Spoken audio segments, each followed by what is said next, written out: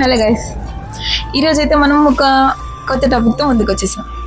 అదేంటంటే జనరల్గా మనం ఏదైనా డిఫరెంట్గా ట్రై చేస్తే జడ్జ్ చేయడానికి మనుషులు ముందు వచ్చేస్తారు, ఎంకరేజ్ చేయడానికి మాత్రం వాళ్ళు సక్సెస్ అయిపోయిన తర్వాత వస్తారు.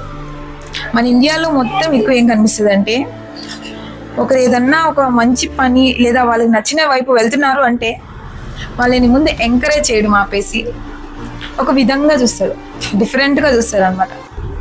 వాళ్ళు అలా చూస్తున్నారని మనం ఆగిపోయి దేంట్లోనో గివ్ అప్ ఇచ్చేసామంటే మన సెల్ఫ్ రెస్పెక్ట్కే మనకి ఇబ్బంది కదా. సో సక్సెస్ వైపు మీకు గోల్స్ ఫోకస్డ్గా ఉన్నప్పుడు అటువైపే అడుగులు వేయండి. మన జర్నీలో బ్యాడ్ కామెంట్స్ వస్తాయి, గుడ్ కామెంట్స్ కూడా వస్తాయి అన్నమాట. రెండింటినీ తీసుకొని గుడ్ కామెంట్స్ని కాంప్లిమెంట్స్ అనుకోండి, బ్యాడ్ కామెంట్స్ వాళ్ళకే వదిలేయాలి గాయస్.